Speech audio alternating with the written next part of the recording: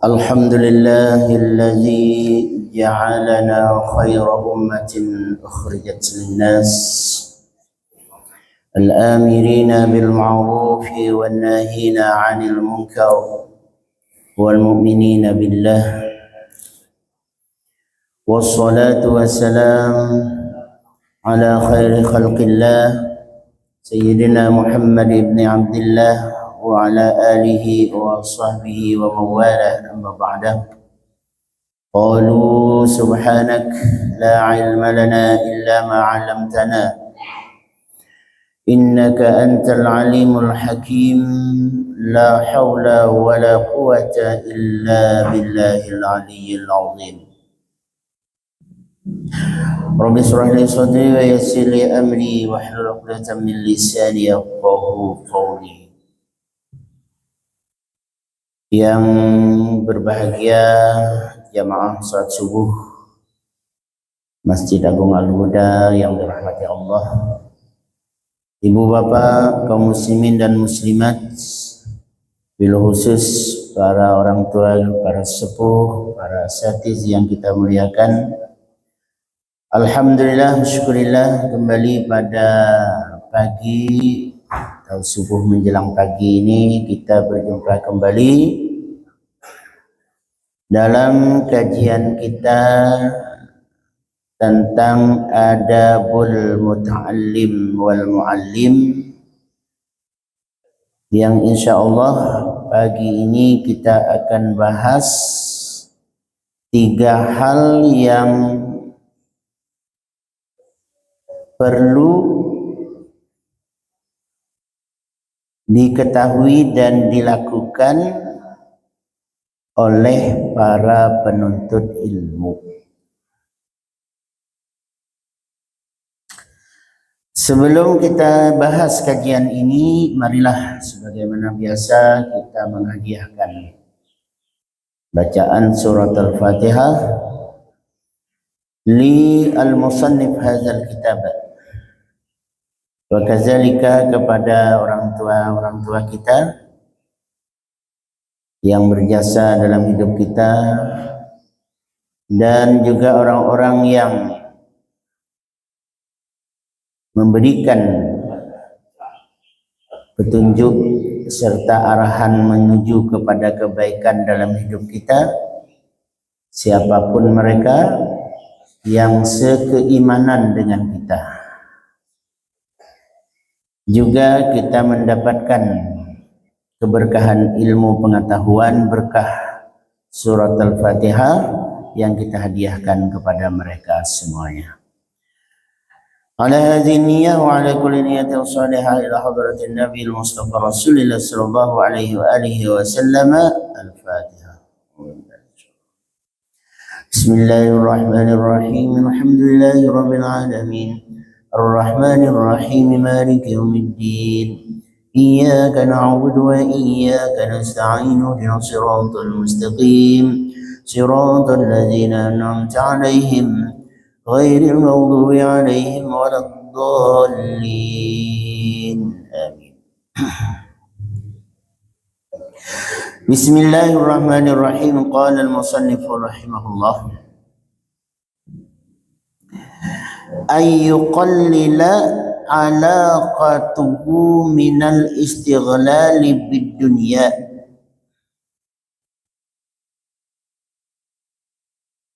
wa ba'idun anil ahli wal watan alla yatakabbara 'alal ilmi wa la yata'ammara 'alal muallimi atau kama qala al-musannif rahimahullah. Nah, ini bagian kutipan dari redaksi. Hal yang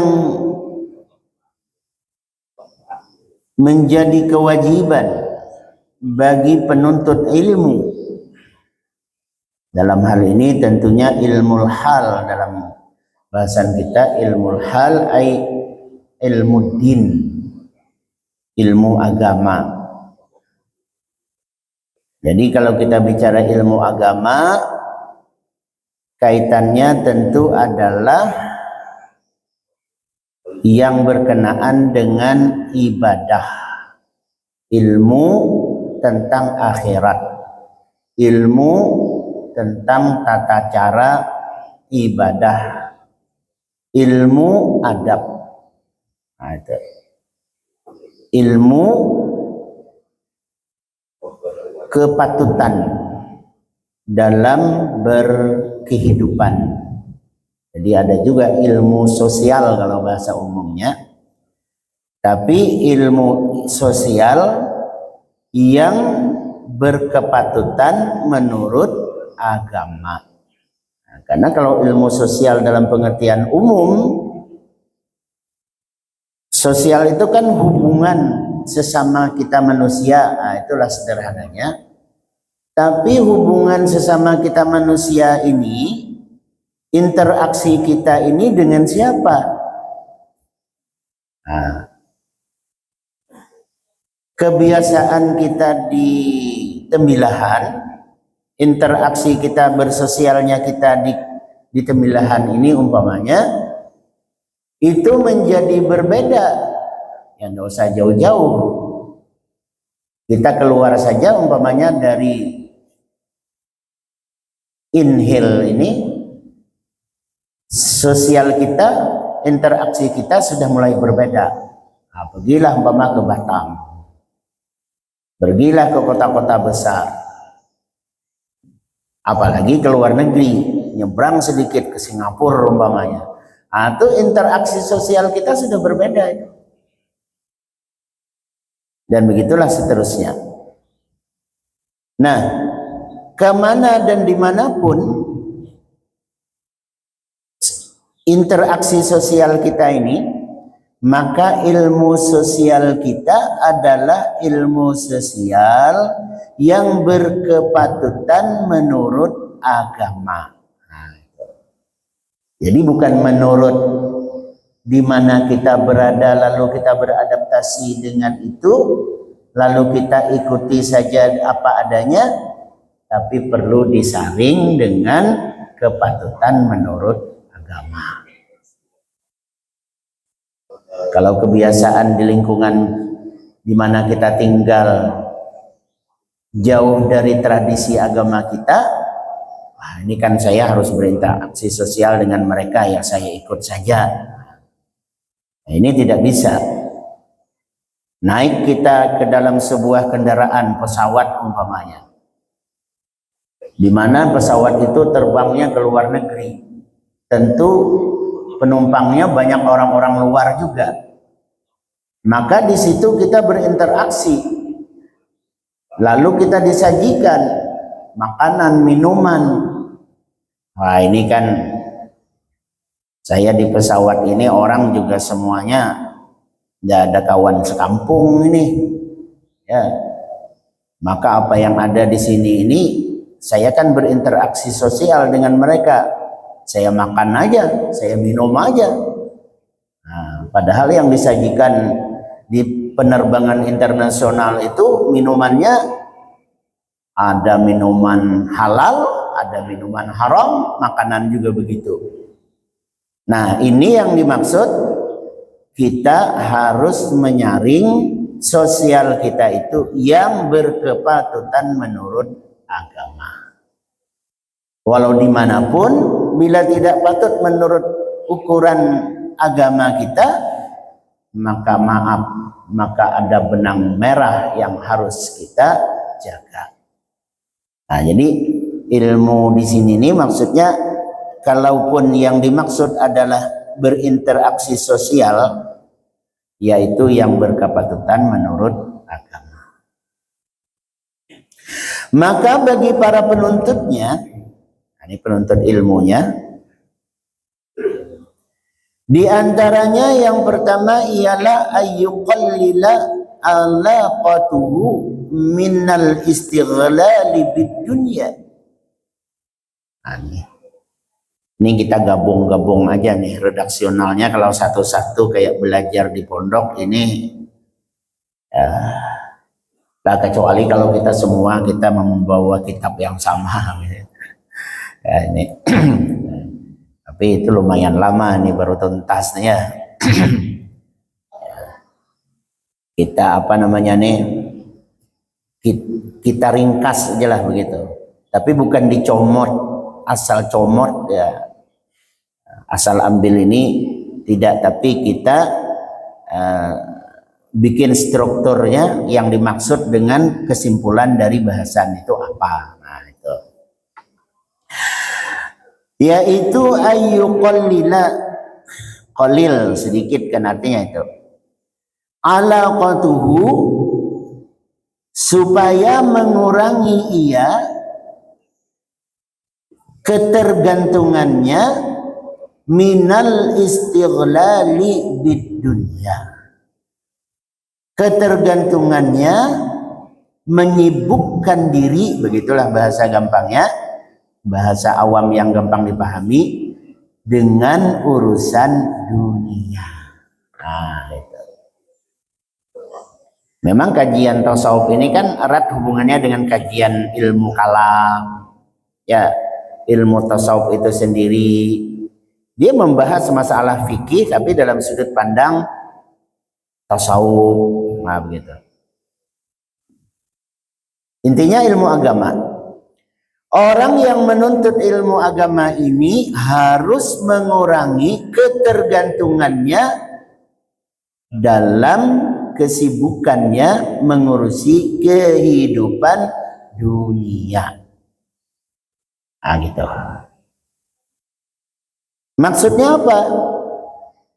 Bukan berarti tidak sama sekali mengambil bagian dunia. Di sini bahasanya juga ayyuqallila, mengurangi. Karena kata Nabi, laisa bi khairikum man taraka dunya li akhiratih. Bukanlah yang terbaik bagi kalian, laisa bi khairikum man taraka dunya, orang yang meninggalkan dunia, li akhiratihi, yang fokus hanya akhirat aja. Begitu. Tarakat dunia, ya tinggalkan dunia, fokus akhirat aja. Kita ini sedang berada di dunia, maka kita bagian dari dunia. Kita ini dunia. Lah kalau kita keluar dari dunia ini bagaimana kisah? Nah, artinya laisa bi khairikum itu bukanlah terbaik kalau fokus akhirat tapi lupa dengan dunia. Sedangkan kita bagian dari dunia itu. Nah, itu maksudnya tuh. Nah, maka bahasa yang nyambung dengan redaksi kitab kita ini yuqallila, mengurangi ketergantungannya kepada kehidupan dunia. Kalau kita lihat para penuntut ilmu agama nih, yang kental banget itu zaman dulu lah. Kalau zaman sekarang nih kayak apa ya? Anak-anak kita itu menuntut ilmu itu segala urusannya hampir mungkin 90% itu orang tuanya membackup. Nak, kau sekolah aja di pondok di manakah nak sekolah? Sekolah agama nih, kita tidak bicara sekolah umum nih. Ya. Pokoknya abahmu siap ya melakukan apapun keperluanmu, yang penting kau belajar. Nah, itu. Jadi anak akhirnya dia belajar, yang mau sadar terhadap perjuangan orang tuanya, usaha orang tuanya, dibelajar. Kan gitu. Nah, ini kalau zaman sekarang nih. Nah, itu yang bisa kemudian tuh merasa orang nih kalau mendapatkan nikmat itu merasa tidak usaha yang ekstra keras dari dia, itu kadang manusia itu cenderung lengah. Nah, itu kita kalau dapat duit itu 100.000 itu memang hasil usaha kita. Dapat duit hari ini 100.000 nih. Kalau ibarat anak di kampung itu hasil dia mengambil upah ngoyak nior 100.000 itu berapa biji itu ya? Anggaplah umpamanya kalau 500, ini bisa berapa tuh? 2000-an biji. Begitulah. Pokoknya dia mendapatkan uang segitu tuh bukan hal yang mudah.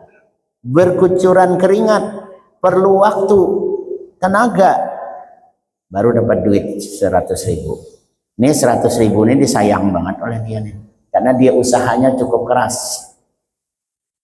Tapi kalau uang dapat 100.000 ini hasil dikasih, tiba-tiba dia dapat duit 100, ini kecenderungan manusia itu duit yang datang tiba-tiba yang gampang seperti itu tadi itu, kecenderungannya gampang pula ia habiskan. Nah, gitu. Jadi kalau anak menuntut ilmu ini kurang diawasi, ini kita kasih keperluan dia, tidak diawasi pengeluaran dia seumpama di pondok tadi, ini bisa orang tua kebablasan.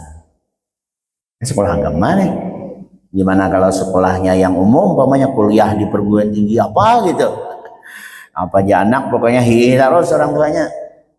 Ada dihitung-hitung lagi, tidak dikonfirmasi lagi ke tempat di mana dia menuntut ilmu. Kirim apa aja anak, kirim keperluan enak ini, kirim gitu. Padahal di pondok tidak juga segitu-gitu besar biayanya umpamanya. Tapi karena orang tua tadi aja anak tadi begini tanpa konfirmasi kirim juga lah.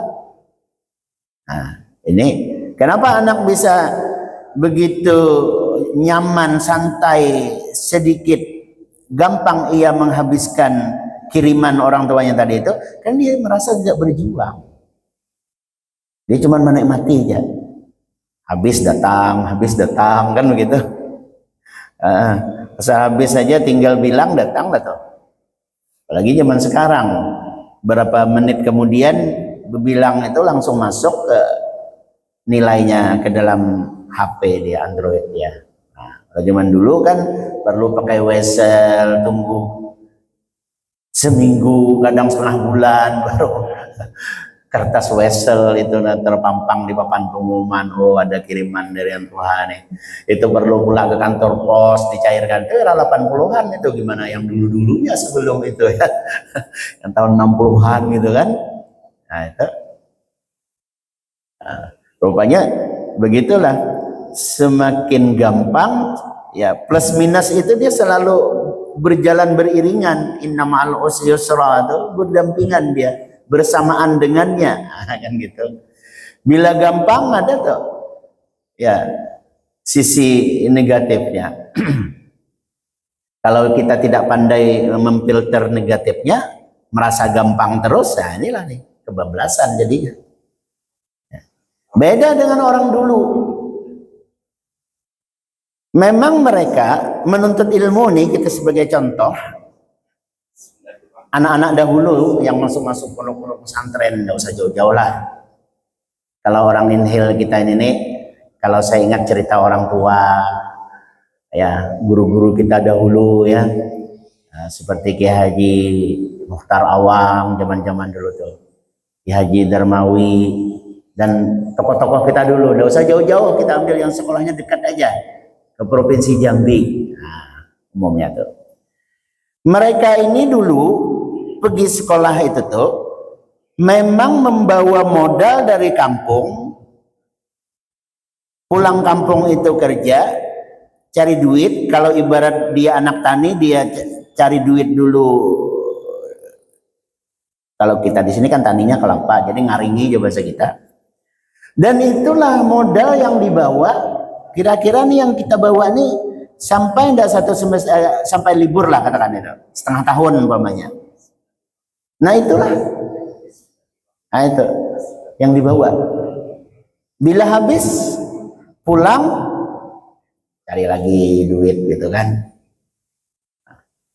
Pertanyaannya, apakah mereka pulang kampung cari duit sendiri ini nih berarti mereka istighal bid dunia? Maka kita lihat, kita telusuri bagaimana kronologi kah bahasanya itu, alur ceritanya. Kalau mereka pulang kampung itu cari duit dengan cara katakanlah yang di kebun, yang di pasar mungkin jadi kuli panggul, dah apalah dulu tuh membecak ke apa begitu. Ada libur 1 bulan umpamanya, terkumpul uang lalu sekolah berangkat lagi seperti itu. Kalau itu bagian dari cara mereka bisa menuntut ilmu, maka itu artinya mereka bagian dari sedang menuntut ilmu, tapi mereka sedang mencari modal untuk hidup. Nah itu. Jadi mereka bekerja itu bagian dari pahala menuntut ilmu. Seperti itu maknanya. Bukan berarti istighal bid dunia. Kan di sini bahasanya juga yuqallila ayyuqallila, mengurangi ketergantungan alaqatihi ayyuqallila alaqatahu minal istighal bid dunia. Yuqallila, mengurangi ia alaqata, ketergantungan atau hubungannya dia minal istighal, dari menyibukkan diri bid dunia, terhadap dunia. Nah itu. Jadi bukan yang dimaksud meninggalkan dunia sama sekali, bukan. Karena kata Nabi tadi juga laisa bi khairikum man taraka dunya li akhiratihi. Yang terjadi kan apabila nih kita bicara yang umum, menuntut ilmunya menjadi tidak fokus. Tapi yang disibukkan, apalagi kalau ada jaminan pasti lulus. Ini sekolah formal nih, sekolah formal. Sekolah formal sekarang ini nih tidak boleh ada anak tidak lulus. Oke, apa kisah nih? Maka bila ada nilainya kurang, uji lagi. Masih belum masuk standar KKM lah bahasa ininya tuh. Kriteria ketuntasan minimalnya tidak masuk. Umpamanya dia harus nilainya 8, tapi dia masih 7,5. Kasih soal ujian lagi. Agak beberapa soal yang dia bisa jawab. Terjawab itu setengahnya menjadi 8. Nah, berarti tuntas dia mata pelajaran itu. Nanti begitu akhir tahun kenaikan kelas, dia wajib naik kelas. Kalau dia tidak naik kelas, ini berarti yang bermasalah ini wali kelas dan guru yang ngajar. Gitu anak sekarang. Ya. Nah, kalau dia merasa pasti naik kelas sudah, kan gitu. Kadang-kadang formalitas tadi, gurunya tuh ngasih soal tuh, supaya nilai jadi bertambah dari 7,5 menjadi 80 tadi itu. Ya, kasih aja lah soal yang ringan-ringan yang pasti terjawab, 2 kali 5, 3 kali 10 gitu. Umpamanya kan. Nah, formalitas saja. Makanya merasa pasti tadi itu bakal naik juga nanti kelas ini nih. Sehingga efek yang timbul tentu mengurangi usaha dia untuk belajar sungguh-sungguh. Nah ini. Jadi bedanya dengan dahulu nih, ini kita bicara nuntut ilmu agama nih zaman dulu nih. Karena mereka tidak dituntut formalitas umpama ijazah, kan formalitas namanya itu. Pakai ujian formal lah tuh. Seperti itu toh. Karena dahulu tidak dituntut itu, yang dituntut seberapa paham dia dengan ilmu yang sudah ditransfer oleh gurunya, maka mau tidak mau dia berusaha sekuat tenaga untuk mengerti apa yang ditransfer gurunya kepada dirinya. Paling ada zaman dulu diuji anak-anak itu tuh di sekolah yang katakanlah formal pondok tadi itu, diuji secara umum yang disebut zaman dulu namanya imtihan umum. Itu. Dan itu sifatnya lisan. Kalau ini ibarat sepanjang sap ini di sana tuh dijejer di situ santri itu baru di sini berhadapan langsung dengan gurunya. Imtihan umum namanya zaman dulu itu. Atau era-era 70-an ke 80-an saya masih jumpa itu. Tapi zaman saya udah nggak ada itu. Tapi saya melihat itu kegiatan itu seperti itu. Nah itu. Jadi diuji oleh gurunya ya, kayak sekarang nih kalau kayak di perguruan tinggi itu mungkin sama dengan ujian skripsi itu apa namanya tuh. Ya, ujian ya itulah tuh. Ya. Tapi sifatnya lisan. Betul-betul disuruh anaknya itu atau santrinya ini membaca, menjelaskan, menerangkan, kemudian ada interaksi tanya jawab dan seterusnya dan seterusnya. Kalau dianggap lulus oleh gurunya, lulus. Kalau tidak, ya tidak. Aduh. Artinya kalau sama sekali tidak ada ujian juga itu nanti akan muncul lagi ruang-ruang anak itu menjadi lengah dia. Nah, jadi caranya tuh seperti itu. Jadi ada kesungguhan. Bahkan bagi mereka zaman dulu tadi itu, ya sudah ada ijazah kan tidak ada. Biasanya kalau sekolahnya formal itu adalah ijazah, tapi ijazahnya dikeluarkan oleh pondok itu aja, tidak dikeluarkan oleh ijazah yang distandarkan oleh negara, tidak. Pondok itu aja yang mengeluarkan. Kalau istilah bahasa lainnya tuh ijazah swasta gitu. Ijazah pondok gimana, lihatlah orang-orang dulu itu. Ada ijazahnya itu. Ya memang distratakan di situ loh, tamat senawiyah gitu kan. Tapi tamat senawiyahnya mereka itu anak yang strata 1 sekarang nih bukan sombong-sombong juga kalau ya, sepertinya belum tentu mampu menghadapi mereka. Makanya kayak Buya Hamka contohnya tuh kan, walaupun tidak formal-formal di awal apa namanya itu belajar yang sifatnya perguruan tinggi gitu kan, ya, tapi mereka mampu untuk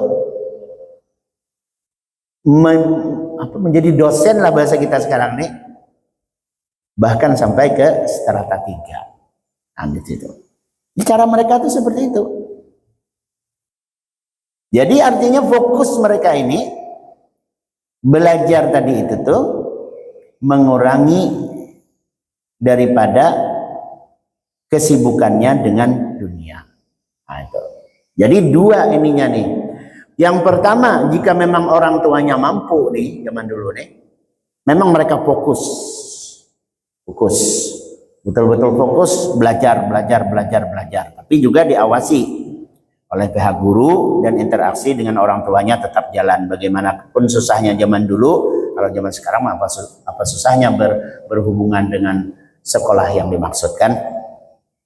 Nah, yang kedua, walaupun mereka itu tetap ada kesibukan dunianya, tapi kesibukan dunianya itu untuk menopang hidup cuman. Saya ingat zaman era saya dulu tahun 80-an, 83, 84, 85 gitu, 456 itu di Kota Madia Jambi itu tuh. Kawan-kawan yang sekolah itu sebagian karena dia tentu kiriman orang tuanya yang mungkin agak minim, dia turun apa namanya, kalau kayak kita nih penambang nyebrang tuh, kalau di Jambi itu mungkin kalau kita tahu tuh namanya, kalau tidak salah namanya tuh getek namanya tuh. Bawa getek tuh, punya orang tapi dia yang bawakan, nanti berapa penumpang tuh ada persen untuk dapat satu penumpang. Kalau zaman itu kalau tidak salah itu berapa ya, 100 rupiah gitu kalau ya. Nah, nyebrang loh. Karena sekolah di seberang kota kan, jadi kalau mau ke kota ada nyebrang gitu, pakai getek zaman dulu namanya itu. Nah itu dia mengambil upah di situ tuh. Selebihnya malam belajar, nah seperti itu. Ini apakah dia tidak fokus nih yang begini nih? Oh tidak, dia hanya bagian dari belajar itu sendiri untuk menopang hidupnya. Nah itu terjadi zaman dulu seperti itu. Kira-kira anak kita sekarang masih bangun ya seperti itu ya. Nah itu masalahnya. Nah jadi bahasan kita ini hanya terfokus pada yang pertama, yaitu kan ada 3 tadi nih, yaitu mengurangi ketergantungannya dengan kesibukan dunia. Wa ba'idun 'anil ahli wal watan, menjauhkan diri dari keluarga. Nah, nih keluarga dan kampung halaman. Nah, makanya orang zaman dulu tuh sekolah ada istilah bahasa orang dulu tuh, sayang anak, buang anak. Ini bahasa orang tua dulu tuh, sederhana bahasanya. Sayang anak, buang anak katanya. Kalau zaman sekarang mungkin terdengar ini bisa kaget kita ya. Kalau sayang anak, buang anak tuh ya. Orang tua tuh kayak itu madahi kita. Kalau sayang anak, buang anak tuh ya. Nah, kan gitu. Orang tua dulu kan tegas bahasanya. Kalau kita pahami sekarang ya apa? Buang anak maksudnya tuh sekolahkan dia. Jangan sekolah dekat-dekat. Apalagi sekolah dengan orang tuanya. Ilmu itu kadang didapat dari orang. Ya. Kita bisa merasakan itu. Kadang saya juga pernah ditanya, ngapa pula anak nih disuruh belajar ke sana Quran, ya orang tuanya bisa aja. Ya, suruh dia sekolah di sekolah TPA di sana gitu kan. Ditanya, apa nih anak mau ke sekolah ke sini nih, abahnya bisa ya belajar ya. Gitu. Itulah rupanya. Memang anak tuh kalau belajar dengan kita tuh beda dengan orang. Seperti itu. Maka wajar nih kalau di sini juga disebut jauh, ini udah ratusan tahun kitab ini dikarang, yaitu ba'idun anil ahli wal watan, jauh dari keluarga dan kampung halaman. Nah, sampai situ bahasan kita ya. Ya, kalau masih di kampung halaman ya beginilah gitu. Mudah-mudahan tetap juga ya, walaupun di kampung halaman, insya Allah ilmunya itu tetap ada, asal fokus ya menuntut ilmu pengetahuan. Sekira itu yang kita bahas pagi ini, terbatasnya waktu saya mohon maaf. Terima kasih. Wallahul muwaffiq ila aqwamit thoriq. Billahi taufiq wal hidayah. Assalamualaikum warahmatullahi wabarakatuh. Bismillahirrahmanirrahim. Alhamdulillahil alamin. Wassalamu ala asyrafil mursalin. Allahumma anfa'na ma 'allamtana wa 'allimna ma yanfa'una warzuqna 'ilman yanfa'una. Allahumma ij'al jam'ana hadza jam'an marhuma wa tafarruqana min ba'dihi tafarruqan ma'suma. Allahumma la taj'al fina wa la ma'ana shaqiyyan wa la mahruma. Rabbana atina fid dunya hasanatan wa fil akhirati hasanatan wa qina 'adzaban nar. Sallallahu ala sayyidina Muhammad wa ala alihi washabihi wa baraka wa sallam. Alhamdulillahi rabbil alamin. Taqabbalallahu minkum minna wa minkum taqabbal ya karim.